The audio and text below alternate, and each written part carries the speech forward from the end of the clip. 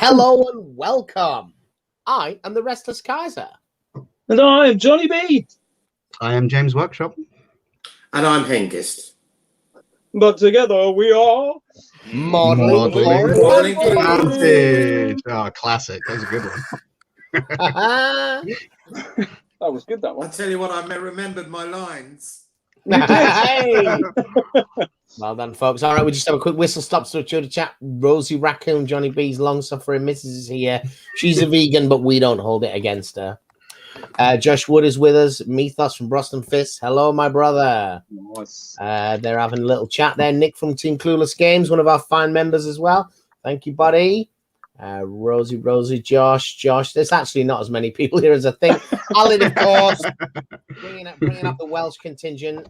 Men of Harlech singing every time he plays in my head, sir. Hamster on a painting table and E.S. Taylor. Good evening, all. So we just have a quick whiz round, see what everybody's doing, and then we'll get Mr. Hengist to introduce himself. I am going to be building some SDKFZ 250s, the reconnaissance half tracks, because they're cute, getting ready for our next Flames of War game, John. Ooh. I'm painting some historically accurate modern ancients. Oh, very nice. Oh man, I used to have that kit. That was the first kit I ever had for Warhammer. That's a real little step back in time there. They are classics, man. They are classics. What are you up to, James? I am working on some other Soviets for Flames of War for a force that will be shown on the channel in the future. Not the normal winter one I have, much later in the war. And Hengist, what are you up to? Well, I've got some delightful, genuine antiques. These are Indian pattern carriers, which I picked up. We need quite a few of those for the Indian motorized. So I thought I'd fiddle with them. Lots of head swaps and things. Very nice. At that. So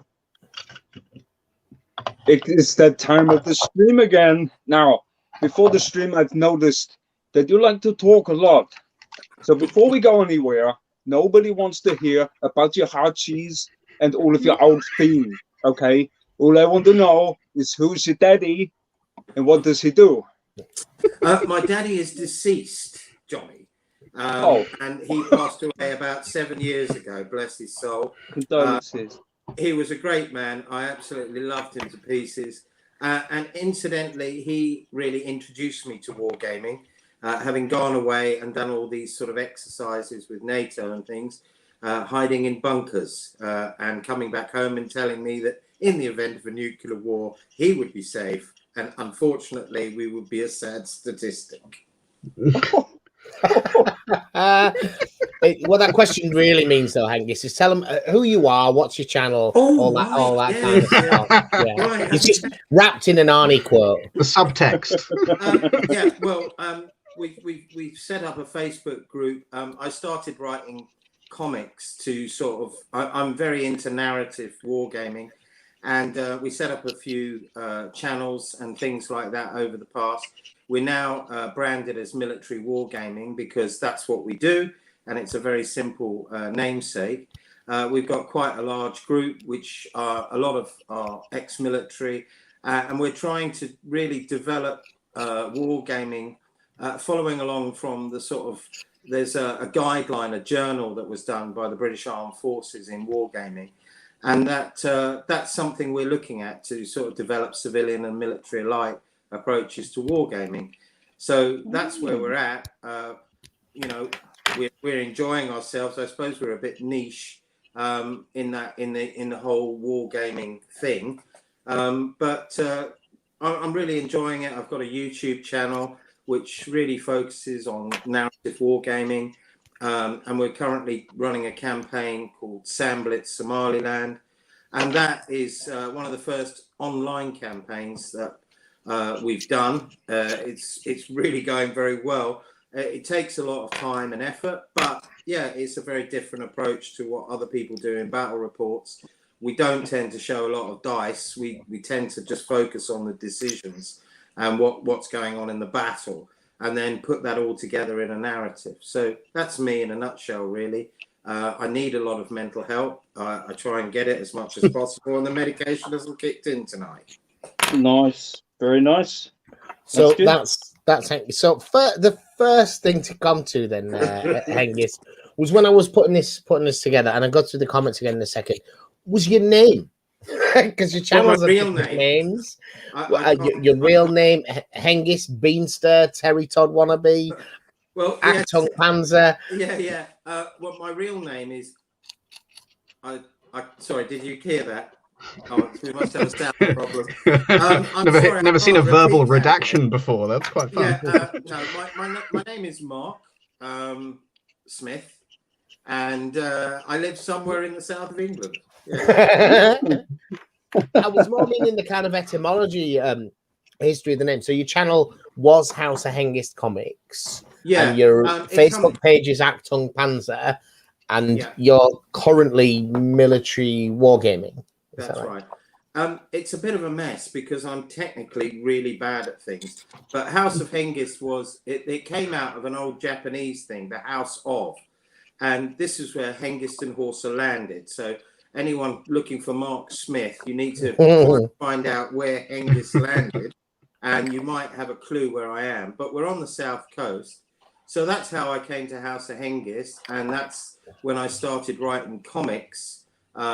They're put up on a blog, which I really should keep that blog thing open because there's about 50 comics on there, and a lot of people have enjoyed those. You know, I've done Oddball, I've done all sorts of stuff, lots of old movie remakes and things like that, but using miniatures really to tell the story. So that's where that came. Achtung Panzer was a system that we built inspired by lots of ideas, and incidentally, quite a lot of ideas from the sort of role-playing genre, and also obviously from simple fast rules mechanics like Flames of War. It's inspired by that, Battle Group and other thing.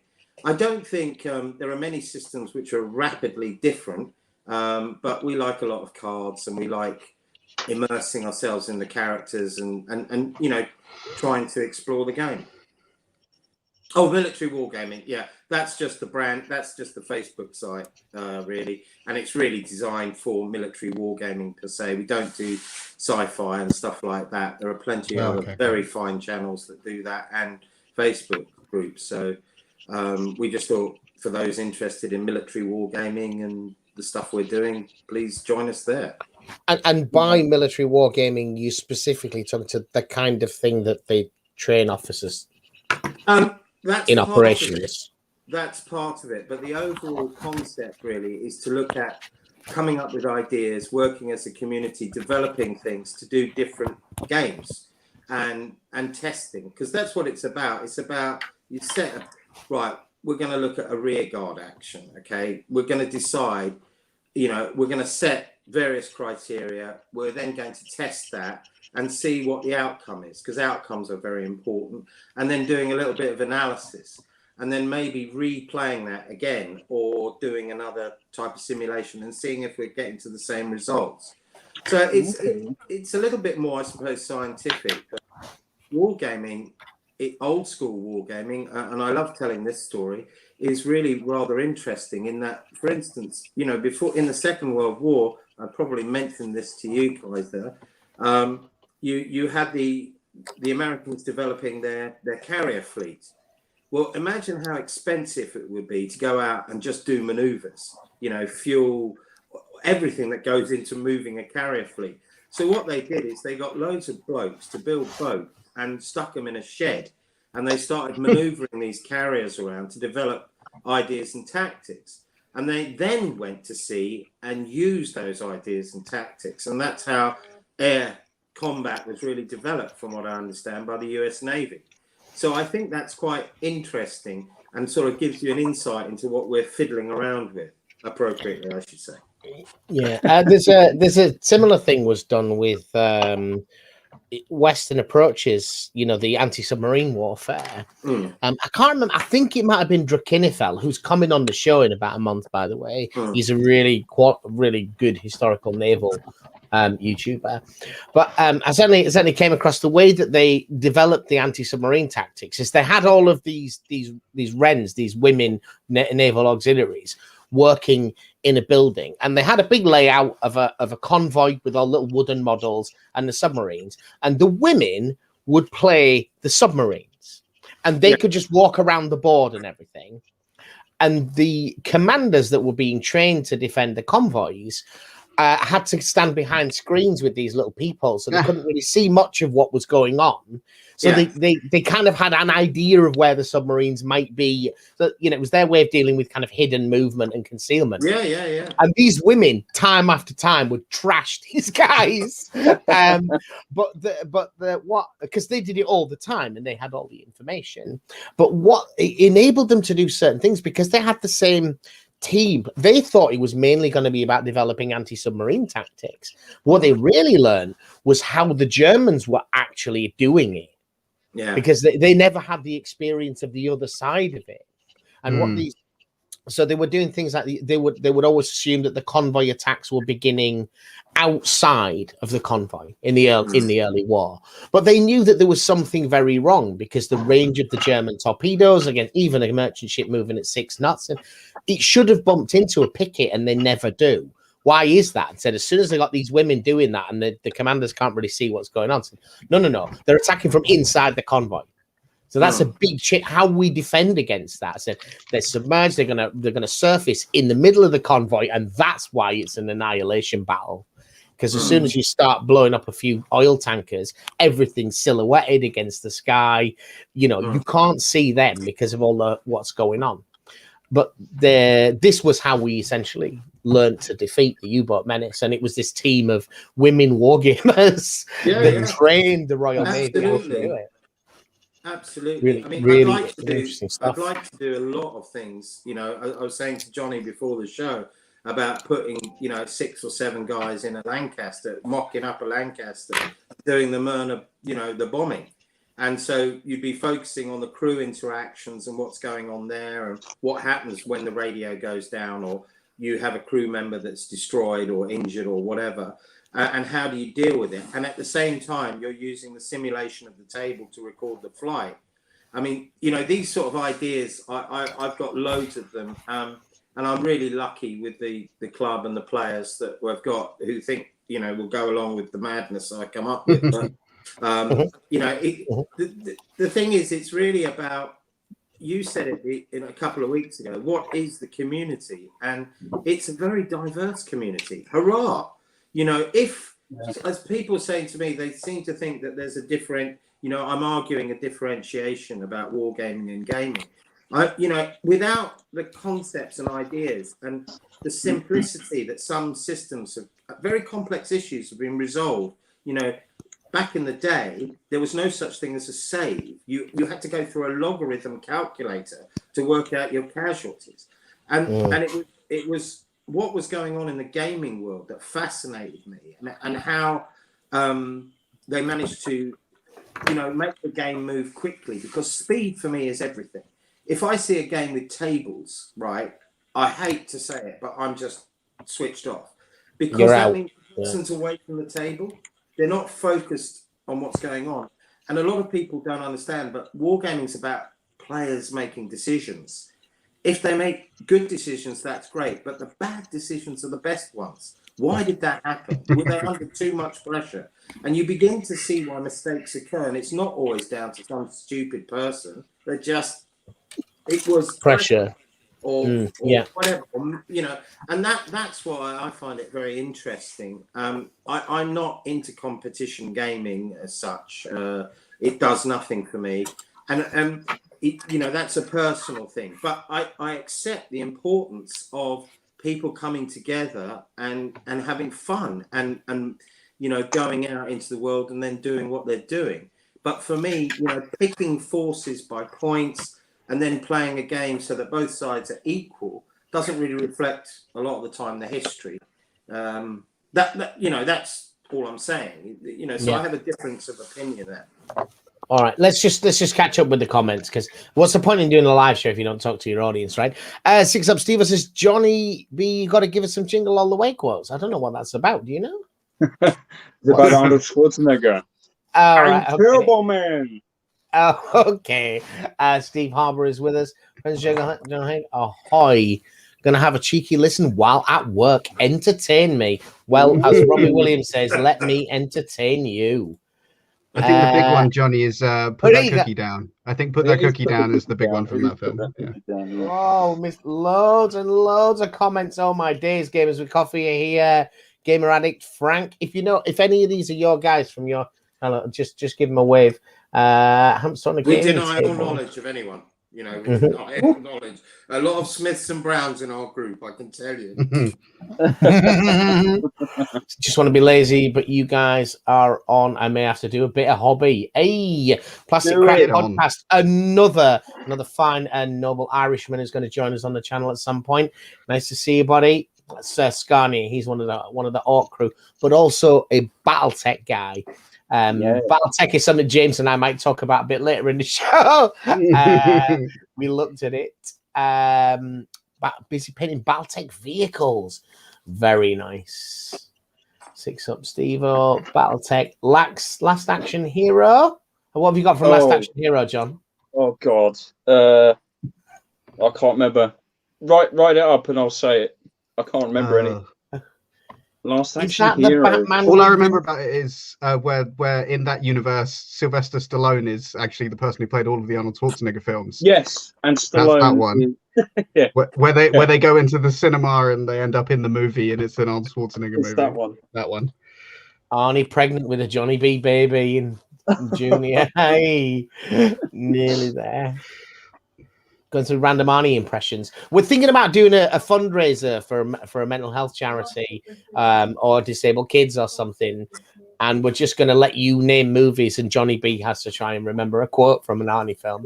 Well, no. On a live stream. Don't say I have to try and remember because nothing would happen. We might have to prep the quote. Post it up. You post it up. You give some money, and then I'll say it as best as I can. Give some money. Yeah. All for charity. Watched Greyhound the other night and between the ship using the deck gun. Yeah, that's a good film, I thought. Haven't seen That's it. tough to watch. It's like a proper, like, if you're a naval nerd, you'd be fizzy over it, but for like entertainment. Yes. I've not even heard of it. Is it a new movie? Is it? We've got contact. Yeah, it's Tom Hanks, man. He's like some dude who's on his first trip. No, I don't want to watch this movie. Everyone will hate me. Atlantic Crossing, and he's in a Greyhound, a destroyer. I think that's right. Correct me if I'm wrong. And it gets to the point where they lose air cover from stateside, and they've got like 36 hours of crossing to make before they get air cover from the British, and it's about that. And he's in a destroyer. He's in a destroyer. I mean, the and what does he feel at risk to? Sean Connery, I think that's that film, right? What's the threat to a destroyer in this? Well, no, they're trying a whole to bunch the of convoy.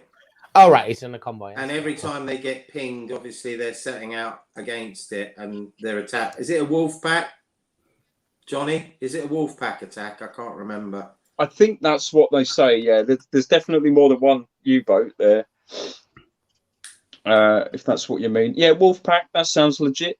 Yeah, we'll go with that. That sounds like a military term that might be related to that film. I'll accept it. I keep forgetting my acronyms. What's MOD again? What's MOD? The MOD Wargaming Handbook? MOD, Military of Defense. Yes. It can't be that, can it? I can't believe they've got a Wargaming Handbook. Yes, that's what we're using. Oh, right. Okay. All right. Oh God, there's still more pages. I'm really sorry. Hengist is very unusual and a wargamer. Yeah, there's a fact. Yeah, that's me paraphrasing what he said there. Do that and I'll donate. That'll be in that reference. I reckon people will give money for disabled children. John, come on, you've got to do disabled. This. I'm a disabled child. You heartless bastard. Disabled children. I see the crops coming down hard tonight. Second way, right. Whole German wolf pack. Okay. Yes. Johnny is still unboxing the first one. And I'll go back to you on that, guy. So I thought a lot of people think it was a Second World War tactic. Wasn't it developed at the end of the First World War, these mass submarine attacks? I'm not a guy, so I don't know. So what Carl Dönitz, who is amazing because not only does he survive, he lives many years. He dies in the 70s or something. So once he gets out of Spandau, he's interviewed quite widely, and he's this tiny little man like me, and he's got quite a squeaky voice. He looks like he's like a real weed of a dude, like me. But it's like, this is a man responsible for nearly winning World War II for the Nazis, and he's got that proper Prussian nasal, sort of North German anyway voice. But he was a submarine commander in the First World War, and he was in the Mediterranean, and he said that his experience was repeatedly coming up against Allied convoys, French and British convoys, that they just didn't feel powerful enough to attack. That they're just, and the issue was always about finding them. You wait for days and days, and then suddenly there's 30, 40 targets, and you've got 4 torpedoes.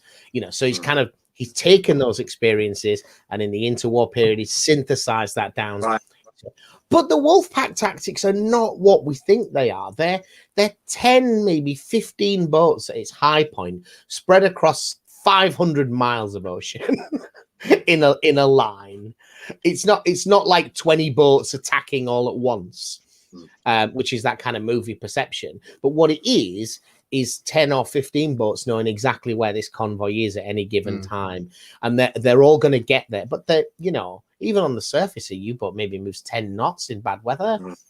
They're going to attack at different points, but that once you've been discovered, they're all going to attack you. They're not going to all at once. In the Tom Hanks film, you see several of the, they send out the message, and then they start coming and converging, like sharks on their prey, and then they make a series of attacks. And I actually think it was a well-made film, but I mean, again, everyone has different perceptions of film and things. I mean, I've enjoyed a lot of Nolan's work. I like the second Dunkirk. The first one, I think, is very different and really outstanding as well. So I suppose it's just about perceptions of what you're seeing. But what I liked about Nolan was he shot everything he didn't use really CGI, and he made a conscious decision. And also the score on that is just brilliant. The music and the sound and the tempo, and it really builds up. I enjoyed that film for what it was. I don't think they were trying to say it was the most accurate rendition of Dunkirk. But what you mean, where there's German infantry in the town while they're trying to embark? It's like, if they're that close, they're shelling the boat, mate. It's all over. They're 20 miles away, which in military terms is really close. They're not in the bloody town, though. But I think the air stuff as well with Tom Hardy, he hardly says a word. Good. And the whole of his acting is with his facial expressions and his eyes, and the chalkboard on the pilot's knee, and they're working out the fuel. Tabs, because his gauge is all messed up. I couldn't help but notice you used a part of Hans Zimmer's wonderful soundtrack to that movie on your Somaliland stuff. Yeah, I do. Because I like the tempo. Because I go like you do with an hour for this. I go 15 minutes. That's it. I'm not going to do an hour-long video. I want it in there, out. Job done. And also because I think after a while, I think things can be same old. I mean, I even look at my work like, this is shit. I've got to improve this. It's got to be better. And I suppose that's what you do, really, isn't it? I mean, when you started, Kais, I mean, what do you do when you start a YouTube channel? I mean, my advice, just do it. For anyone thinking about it, because what you do, your first 50 videos are going to be shite. No matter how pro you are, they're going to be. You're going to look back at them within 3 months. You're going to look back at what you did at the beginning. It's going to make you cringe. And it's not. You think at the beginning, you think it's like about equipment exposure. No. You just make 100 videos and then worry about equipment. Is my advice, because so much of what you're doing, you learn just continuously and iterate, but iterate slowly. Do it. Don't make a change that takes a lot of time and effort if you don't think you can continue to repeat. I think that's also been for me a really important thing, is to do it. If we do, now I know how to do this. If I start doing this, can I keep up one video a week when I do this? Make the changes that you can, and experiment, and don't worry about the video that gets no views. Learn from it, all that kind of stuff. I think we should look at some pictures because pictures are cool. And the first picture is going to be me with shaky cam. So we might have given the impression that we hate Warhammer recently because we're really down on 9th edition mission rules. Like we're really down on 9th edition's mission rules, but we are not down on Warhammer, and we kind of got sucked into a bit of our own negativity. So we have been playing games this week, by the way. There will be a bone action video on Friday with myself and the young Mr. James Workshop doing the second part of the Learn to Play ball action, where we've expanded the forces a bit. Even got a bit more scenery on the table. But John and I, are going to be playing a game of Warhammer tomorrow, and we're going to be playing it. Before you do that, table. Put yourself on the big screen.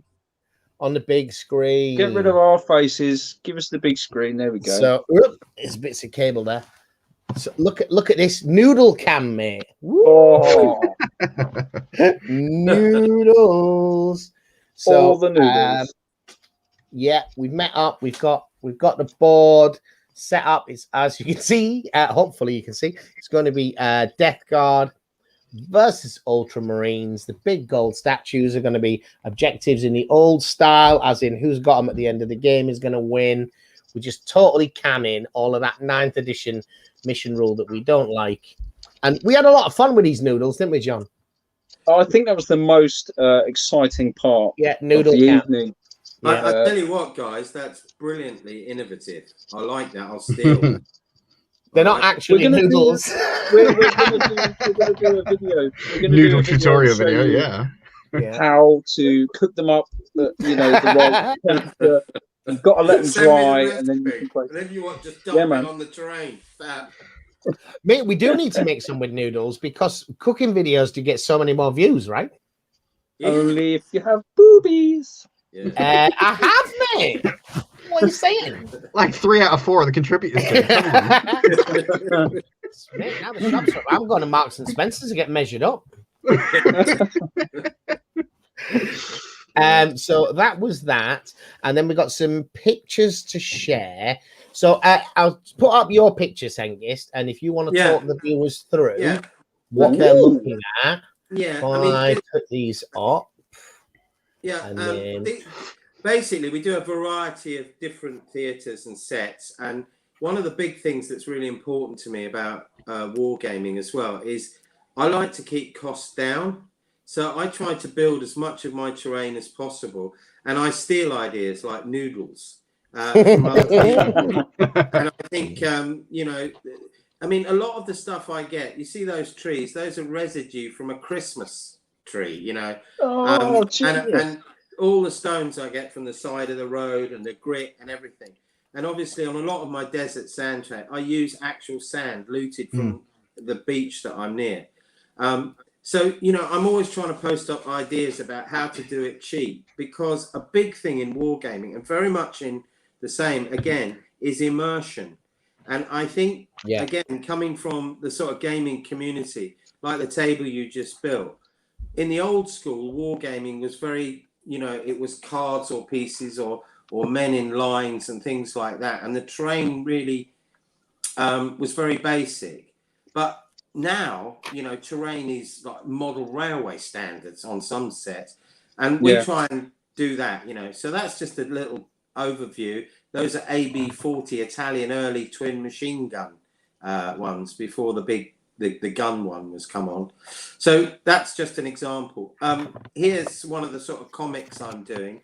And this actual thing is all about, we were trying to simulate a poor commander and someone who has combat fatigue and just can't function. So in this game, what happens is that there's a mission going on, and the German player is allowed to move the American commander around, and every unit he goes near, he causes failures and disruption because he can't make it. So it was a really fascinating game, and it was based on an old movie that was done with Lee Marvin, and it's fantastic film with Jack Palance and all of that. And it's called Attack. If you've never seen it, it's black and white. and it deals with all of these issues, like, you know, the commanders seeking to go up the ranks basically through his patronage. And this guy Clyde is a best friend of Lee Marvin, and it all goes horribly wrong. And Jack Palance is the man on the ground that keeps getting let down. So in this comic, I'm trying to simulate that. And you know, this is where my ideas were forming really in the old comics that we were doing. So that's what that's about. On to the next one. You can see, Tiger that's the Ardennes. Again, if you look to the left, you'll see all the dead casualties there. That Tiger sat there and blew everything to pieces. And it was a genuine terror. Is it a king tiger? Yeah, it's a king tiger. But that tiger was supported by German infantry, and the Americans just couldn't deal with it. It was a fantastic game. Again, very much with this game, there were limitations because the Tiger is a very heavy thing, low on fuel. So when we do a low on fuel thing, before you move, you roll a dice, and if a 1 comes up, you're out of fuel. So you have to think, do I really want to move? Do I want to run the risk of moving? And so it was a very interesting game to see what this single Tiger could do with this infantry. And as you can see, it did a lot. Indeed. Wow. Next one. This is from our Blitzkrieg series. Again, about the terrain and why we think it is so important that you get lines of sight. We're very, very fastidious over lines of sight. I think a lot of people like to have spotting rolls, but I just think it complicates things. Just be firm on line of sight. It's simple as that. Whatever turn you're doing, you're abstracting. So is there a shot? Is there not? Simples, you know. And again, simplification for me is the key. And I remember Kaiser saying about how he's got some kids, you know, doing Warhammer, and they play the game they want. Fantastic. That's you know, commercial companies, they want you to buy their products and play absolutely by their rules, what we call prescription. And we're saying no, that completely reduces people's, you know, fantasy and creativity, you know, by stifling people and say you can only play this game by doing this. I don't like that. I want to see people go out the box, and the kids are showing us how to do it, frankly, and quite rightly so. So that's from the Blitzkrieg series. I think I've done 50 episodes and we're following. Just an example, this is a Japanese sort of set that we've done a couple on the road to Malaya. Has that guy got a sword? Yes, obviously. Drive me closer. Apparently, a lot of the commanders did have a sword. And Dave White does a huge amount on the Far East, and several of our other guys, Sibrin and other people, are really knowledgeable. And so that's projects that we want to do. We want to do China. No one's really done it properly. We want to have a really good look at that. I mean, that was, you know, in the World War II, it's a sideshow, people think. You know, half the casualties in the Second World War were in China.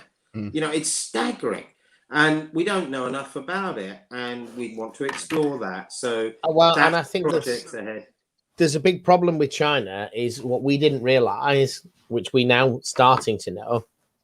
Not only the nationalist government in China loses the war of China to the communists almost immediately after the war.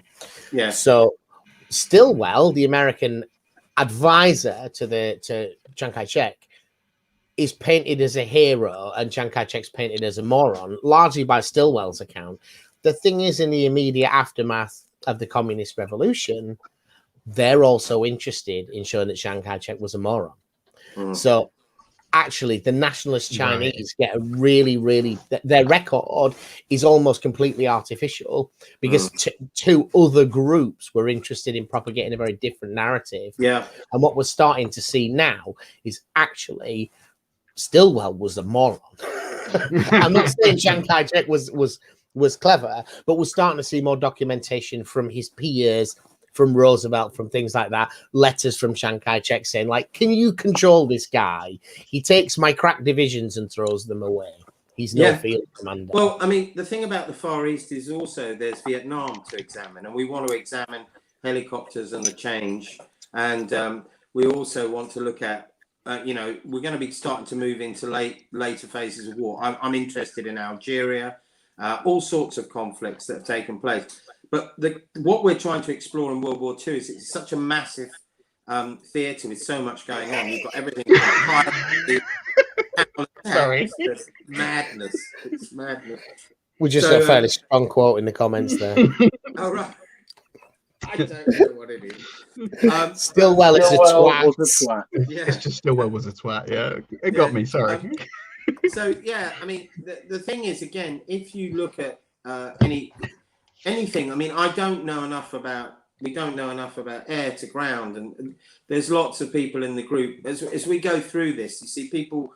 The whole point of this project is people give it ideas, experience to help us develop rules and concepts, and then we share those with the community, and people can do what the hell they like with it. We're not going to produce rules or anything like that. We're not going to make money from this. We're not interested in that. We just want legacy pieces of work that we can share with the community, that people who are interested in wargaming, say Dien Bien Phu, they want to do that battle. Oh, we did some stuff on that. Here's some ideas. I love a battle where the French get mullered, where they think they're going to win. That's my, I talk about it a lot because I think in terms of, we live in a media age, and reading academic books is hard work. A lot of us are not going to find time to do it. But the Ken Burns documentary on Vietnam is very, very good. Yeah, it really is. I mean, it's like 10, 15 hours long across several episodes. If you've not seen it and you're interested, put the time in. It really is reward, because it's very well researched, among other things. Yeah, and there's a brilliant thing in that. There's a quote from the French artillery commander at Dien Bien Phu, because at Dien Bien Phu, the French think they've trapped the Vietnamese. They think they're baiting them in and they're going to destroy them. That's the plan. And the French artillery commander says, you know what? I've got too many guns here. I don't need them all. They're getting in the way of each other. Like, mate, you are going to live to regret that fact. He doesn't survive the battle because his temple's got a bullet-shaped hole in it. Wow. He says that to a news reporter. Do you know what I mean? And then they get massacred. I know. And again, it's those sort of decisions, on what did he base that decision? I mean, did he have information which sort of said, there's no one around, don't worry about it, mate. Or, that's what we find interesting is when you're looking at recreating a battle or something like that, you need to read around it. But you can't do everything. You can't cover every baseline. And as you said, people don't have enough time. So you're basing stuff on things. But when we try and do campaigns and stuff, we do try and read the odd book. And we do try and do the best we can with what we've got. This is some Africa core. This was me having a little bit of fun making a little market there. Nice. So I love this stuff. So that's just matchsticks and a bit of stuff. And as I said, you can see how effective the sand looks on that. And that is sprinkled sand and cat litter mixed. So you you don't cat. What a blend! As long as you haven't got a cat, you is safe with that one. Mate, I'm gonna get in touch with Luke's APS. He'll be mixing that up and selling it. Yeah, do you reckon so? Cat litter is a classic. I used to use cat litter on basing as well. That's a real old school one. It absorbs the super glue really well. This is again from the comic series where we did an episode with Oddball. And every time he rolled to shoot or whatever, if a 6 came up, it was a paint round. And I think he rolled 3 6s. And so the story sort of develops, like, holy mother of God, I think there's this guy at the bottom going, what the hell is this guy doing?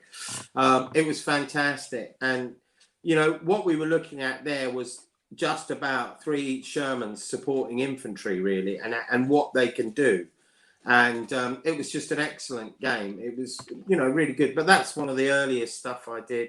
Must be 6-7 years ago now. But you can see I'm exploring with it. And then these are latter pieces of work, part of the Blitzkrieg series, where we decided to do, we're doing all the airborne landings in Holland. So again, a bit of camera trickery there. But that's clever, that. Yeah, but we tried to dangle parachutists and got ideas for dropping parachutists and things. So, all of that is just a lot of fun. But again, really immersive games. And I'm sure you know, Johnny and James, if you've got a fantastic table, you're just immersed in it. You're just in that zone. And it doesn't matter what you're playing. You're not looking at rules. You're looking at the dice. What are the outcomes? And you're just there. And that's what a good game, war game, should really do. And that's why I find it difficult when people are saying, oh, I've got to turn to page 53 and read that up. Well, no, you've got the rule wrong. We have a thing called reaction. It's really simple. You roll that dice, you make the roll, you argue about it afterwards. And, you know, in the debrief, you don't on the table, because we want snappy, you know, decision. Keep it going. So, yeah, I mean, that's especially if what you're aiming for is a simulation. Scenery is extremely important. It gets you into the war zone that you're taking part in. It gets you into everything, really. It's the basis of how you think about what's happening. Yeah, absolutely. And I mean, I don't know much of the Warhammer lore or anything, but I know that some people have written some amazing work to go along with what they're creating. And, you know, I love narrative. And when you've got narrative, and especially World War II, the difference is with a historical thing, you've got to try and do it justice. You can't warp history. That's really bad. I'm an old archaeologist. And when people start making up stuff, you know, that can get embedded and then people believe it, you know. So when I try and do stuff, I try and be as near as damn it.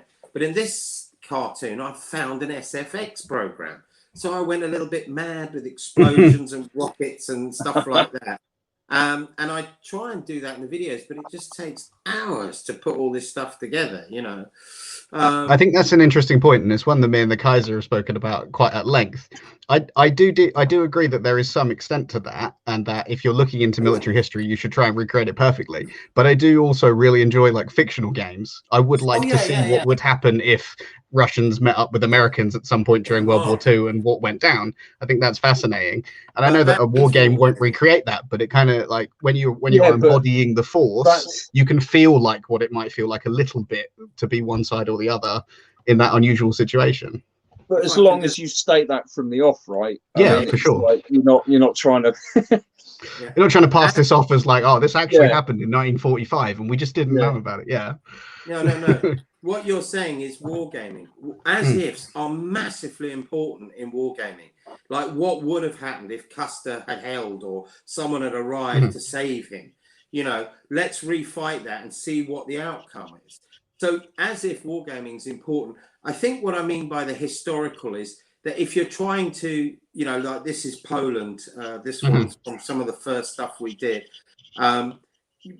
What you're trying to really do, in my opinion, is try and keep it as close to the history. You can't be exact. You can't simulate a battle. You can't. What I don't like to see is people sort of, you know, recreating someone and say, oh, this is Arnhem, right? And they've got a tree, a building, and whatever. And I'm not trying to be disrespectful. It is that's not Arnhem. You know, you need to understand what Arnhem was. So it's doing the best you can with the price, and money is a big thing in wargaming now, isn't it? I mean, all those trees there, I hate to say this, all came from China. I got 40 trees for $5. You know, it's crazy. Back in the day, that's how cheap they were. And they're fantastic trees. You know, stick them on a base, done. This is the glider landings at Ebenamau. We had the drunk bloke on top of he came up in a card. He was on top of one of the cupolas. In fact, he was never decorated because he was pissed. All the other paratroopers were. And I felt sorry for him because he probably needed to go in half cocked like that. 88 men, take out an entire French fortress, and then buggered up the whole. In fact, you could say that was probably one of the most critical moments in Blitzkrieg, because they'd relied on that fort, you know, that will hold, you know, it will hold for 3 days, magnifique, knocked out in 48 hours, you know. I mean, 88 men, crikey, what a mission. And again, what a fantastic game. And we actually went below ground and we were using like D&D tiles and SMGs firing around the corners, fantastic.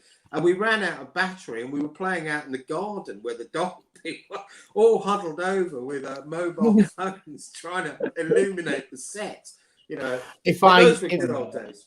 So, because I suspect there's a lot of people watching this that have no idea what Ebenemal is, and you kind of hinted at it a little bit. If I'll just say, and as Hengist mentioned, that there is that it is a substantial bit of fortress as part of the Blitzkrieg campaign in France, 1940. I don't know whether it's in Belgium or France, but it's certainly Belgium. it's a major obstacle on the route. Supposed to be impregnable. It's got all these built-in.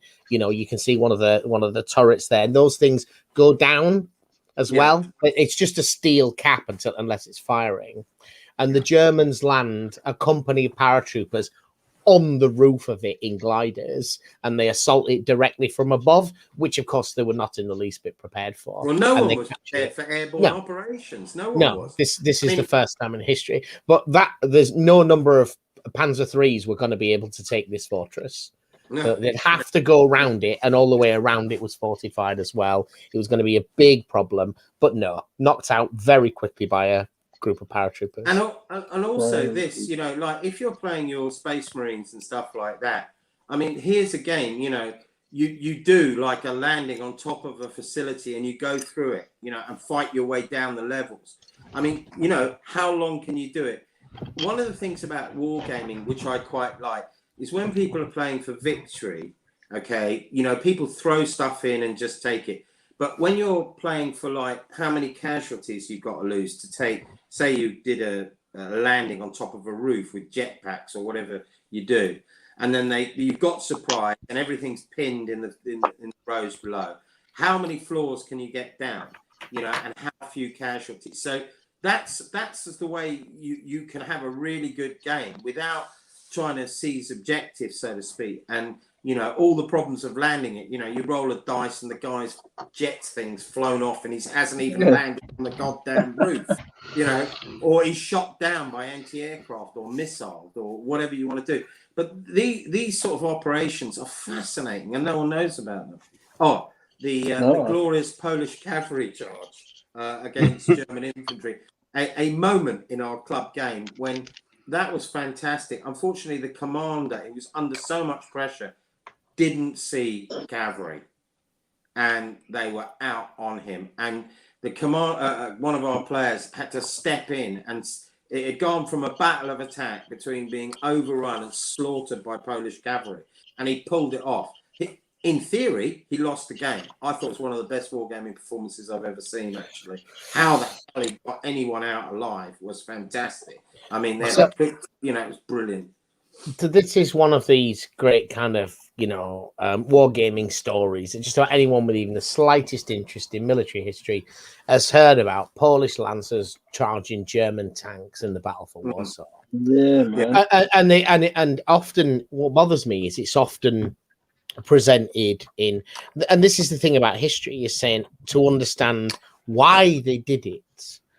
It's presented as usually as one of the most sort of stupid moments in military history, but also in that, like, the giant, the child versus the giant type scenario. What is not nearly so well known is that Polish cavalry regiment had just overrun a German motorized infantry regiment, and they didn't know that the panzers were in the next field, as it were. Right. It's like, actually, but also just think for a moment about the desperation, the bravery, the like, we have no fucking choice here, that a man on a horse with a lance runs at an armored vehicle because he knows Poland believes it's fighting an existential war. The consequences of losing this battle are extremely severe for our race, and they know it isn't going to work, but they still did it because it had that slimmest of chances of making a difference. Well, I mean, and that's a real story for me. I'm surprised that there's any other way to see it than just sheer bravery. And I'm telling you what, to stand against horses, can you imagine 300 Poles come out, the greatest cavalry in the world, and you're caught in the middle of a field? You may have a machine gun, it jams, and that thing's thundering. And I mean, I've heard, you go to a racetrack and you listen to horses racing. Can you imagine 300 horses coming at you? And I I've mean, done a fair amount of reenactment in history, and when they do Hastings every few years, there's quite a lot of cavalry there. It is scary as hell being anywhere near those horses. They weigh a ton. You know, if they look at you, they could crush you if they tried. It's very scary being near them. I think there's nobility on both sides here. I mean, but I'm actually, you know, as Kaiser said, there is people see that situation as they were charging tanks. They had broken through. And when horses are at full gallop, you're not going to have enough time. The adrenaline must be horrific for both horse and man. And, you know, they charge through the grassland and suddenly there's a Panzer 1 there or Panzer 2 with a machine gun. What the hell do you do? You carry on and just hope you can get through, I suppose. There's a lot of drama to wargaming, but there's a lot of drama in any game. And we use umpires, so, you know, someone to balance the books, so to speak. But yeah, everything's different and everyone enjoys different things. I mean, look at that beast there. we did circa 1989. Is that a Polish one as well? All about the pictures tonight. Look, there's only 10 minutes to go, guys. There you go. No way. These are the pictures that John wanted to show last week, so I thought we'd cover those. But before I go, I'm just trying to wonder whether there was something else. I wanted to remind everyone two things. One is the shameless plug for the Modeling for Advantage online store. We've had restructuring of our prices because we've got better deals from our suppliers now. So we're now able to offer 15% off. We cover a large range of Battlefront products, as in Flames of War and Team Yankee, and also Warlords products, mostly the starter sets and some additional bolt action stuff. Look, rather than saying give us a tenner on Patreon, what we're saying is buy some models from us, and we get some of that as profit, and it goes into the YouTube. What's the postage like on that? I can't remember. The missus has set it up, but it is. Did you say it's free? Is it free? No, it's not. No, it's not, John, because we've changed the pricing structure. We've moved. I was thinking about buying something then, but that's a deal breaker for me. We used to do free postage. The problem with free postage is it didn't scale with the product type. True fact. So we couldn't sell things for less than about 30 quid without losing money. So yeah, that's why we've moved from a flat free postage to a flat discount, because we're able to be much more flexible then in the range of products we can have. We just couldn't sell £20, £25 kits with free postage, really. But we've got a better deal now. Anyway, there's that. Yes. But the other big thing is, when we hit 2,500 subscribers, as I've mentioned before, Warlord Games has sent us a copy of the Band of Brothers starter set for Bolt Action. And we're going to be giving it away when we hit 2,500 subscribers. Now, the eagle-eyed among you will know that is getting very, very close. So if you have friends, sons, husbands, wives, whatever, people you know with a YouTube account, get them to sub up, and we will be giving that away. That we will ship to anywhere in the world, of course, to the person who wins. But anyway, John, last few minutes, tell us about what we're looking at here. What is this beauty? That's a tank, innit, mate? Next picture. That's the rear end of something else. that one there. That's an arse. That's the back of a dreadnought. Oh, blue one. Is this no? First Millennium booty shots? Is this some new thing I don't know about? It's like Hengist talks for 45 minutes about 10 pictures. You did 30 seconds, 3, and half of that was from James. This is a work in process dreadnought. It is now finished and it's on the table. It's going to take to the field. It is one of 3 that I said I'd paint, and I'm looking forward to using it. And that's it. The other one was a Predator tank that I did a little bit. There it is. I'm just tying them up a bit, putting a bit of shade on the in the recesses because I didn't do that before. A bit of highlights. That is my garden. And I put red bits on it. So there you go. That's what I've done. I did things. All right. Yeah. 5 minutes left, Johnny. You got to fill it now. 5 minutes left. In the comments. Oh, right. Sorry. Oh, okay. Good save points. Go on, fella. So, while I'm just whipping through these, let's see where have we got up to tonight, and in a great Blue Peter moment. No, that's not true. I've actually built 3 of these. Look, you've seen me clipping from the sprue. I have genuinely built 3 of these tonight. We make so little progress when we're chatting. Nothing. Where did you get to, John? So I've got, after this one in my hand, I've got 3 more to dry brush the first layer of bone on. And then I can move on to the next one. Bone what, John? Bone on. Bone on. Bone on. It's very small detail he's painting at the moment. Yes. Oh, talking of small details, I picked up some mercenaries for my SPQR Romans. Oh, nice. Are they skyclads, sir? They are skyclads. About Viagra for a moment. I have some good marketing. For a friend. John, for SPQR, which we're hoping to get a game in over the next couple of weeks, John has got these naked fanatics, the Vitrix ones. They have got a lot of pubes, man. They have got a lot of pubes. And it's like scale, man. It's a scale and bums. And I've not even put them together yet, but I am very much looking forward to painting them. Highlighting the willies. Oh, yeah. Edge highlighting. So mine are green now. They were grey. They're green now. Oh, nice. They're green. Look at that go. Lots of Sweet. tanks. Very green. Beautiful. What you got up to, Hengist? Smithers. Oh, right, look, he's just passed me these couple of the old farm workers. That's the way he's modelling. Wrong one. There you go. Show us them Indian patterns again. Brutally honest, haven't done a lot. Chatted a lot. Sorry about that. But yes, thank you very much. What do they look like when they finish them? Yeah, they look lovely, don't they? When they're good. finished. Look at that. Strange vehicle. That can go with that. Go on the 20-foot by 18-foot collection that you showed in one of your videos of your Somaliland stuff. That was a ridiculous collection. Oh, thank you to all those people that sent stuff in, frankly. A lot of it, we don't ask for money or anything, they send stuff in. So it's fabulous. Oh. Wow. I did not realise that. I thought that was all your back pocket and your paintbrushing, sir. I have spent quite a bit, but that keeps me, because I'm on remand, so it keeps me, in a good, safe place.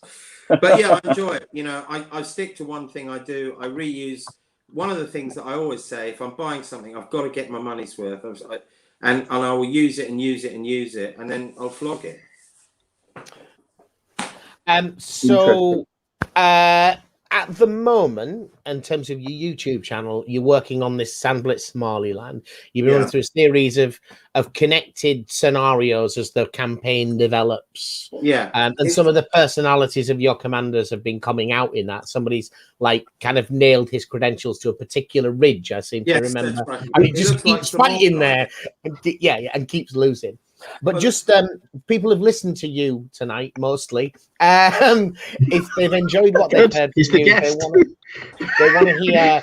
They want to see more of you, perhaps Skyclad you. Tell them about your YouTube channel. Just remind them where will they find all of your details. Very, very quickly, you can find us on YouTube.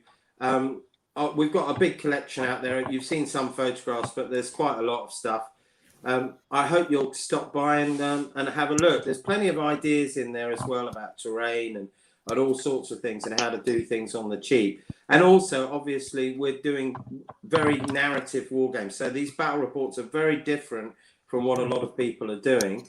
And I want them to be enjoyable, educational and fun and create ideas and discussion points. So that's really what we're about.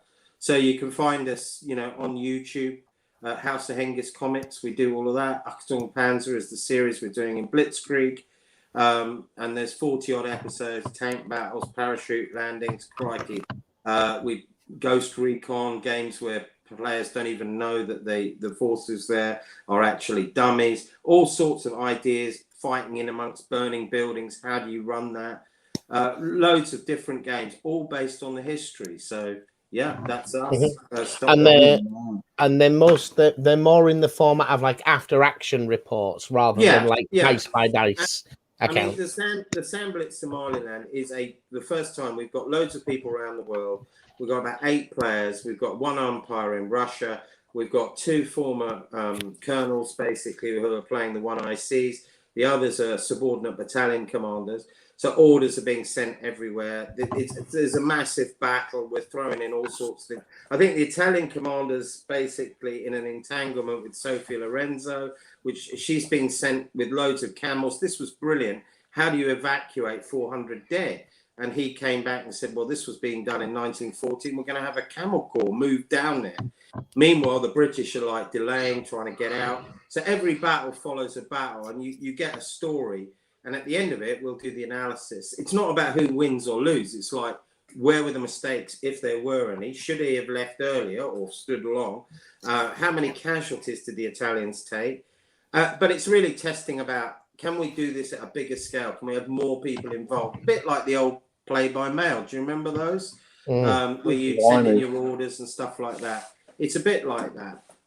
It's just very interesting because there's always a problem with war games when you start looking at history.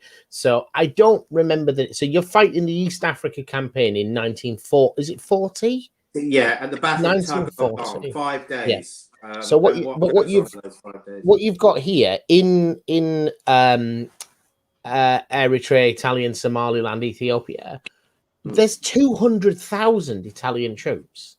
And I can't remember, it's Aden Force that originally deployed there for the British. You're talking about like 10, 20,000 guys, aren't you? And they win. They were slightly outnumbered. The best thing was Churchill, we'd just lost the Battle of Britain. Everything was looking really disastrous. The Italians invade. They've also invaded up into Egypt as well. They're crossing the border and they're moving up into Libya and all of that at the same time, because there was going to be this pincer movement, where they were going to take the whole of the British Empire out. So you've got effectively 4,000 men, mainly native troops. So you've got Kenyans, the Black Watch are there. You've got the King's African Rifles and the Indians, the Sikhs. And they're holding this ridge, basically massively outnumbered. And Churchill's sort of saying, we cannot evacuate. We can't afford another disaster on our hands like Dunkirk. And eventually he realizes, holy mother of God, how many Italians are there? But the Italians have got all their problems. The logistics, the passing. And we've got this Girato. They're Italian. They're Italian. 5 attacks on it now. 5 attacks. There's something like 600 dead in that pass. And it's just, how this has swayed into this battle. So I think there's a lot coming up. I think the British are in a lot of trouble, but they know that. And then we will look at going to what James said about doing it as if. But I don't want to do a spoiler on that at the moment. Watch not this space. Hengist, it's been great having you on. I know from past experience that you and I could sit and talk here you could sit and talk here to me for the next 3 hours. We will have you on again. It's been a pleasure. It's great. I as I say repeatedly, we only have guests on the show for people whose channels I actually watch. What's great about Hengist is him and I agree on a lot of things and disagree on a lot of things, but we enjoy the Discord. We have a very similar approach to gaming mechanics, but a very different idea about the kind of games we want to play, I think, and the different bits. I like to see stuff really cropped in. It's the short story enthusiast in me. A lot of the stuff that we just talked about is all very operational. And I want to just cut straight into, because I don't want to war game for 6 hours. I want to war game for an hour. So I'll crop all that out. It's not that I don't think it's an important part of the story. Let's just do the punch up bit. But, I think you and I need to talk more, though, about the First World War, because I think there's some real commonality of ground there. I think that is operational rather than tactical, because once you're out of the telephone line, you ain't got no command and control. Oh, absolutely. The old whistle blows, and that's it. After that, they're on their own. Guys, it's been a pleasure. Great guest. We definitely will have you on again in the future. This week, you will be seeing Warhammer unboxing tomorrow. It's a bit of legacy content, that, to be honest. It's a lockdown coverage, but we're moving back to the format. We still have the live show on a Tuesday for the meantime. Wednesday, you'll see an unboxing or a painting video or me picking my nose for half an hour, whatever you like. One-man content. On Fridays, we've been really getting the battle reports out. This week, James and I are doing the second part of a bolt action video. Next week, probably the Warhammer game John and I are playing tomorrow night. And the week after that, we're going to get, it'll be probably the American Civil War 10 mil, not sure. But we'll keep you informed what's going on. But the battle reports are going to come every week. We are recording thick and fast. We're back in the game, boys. Right. Love you all. And thank you for watching. Bye-bye.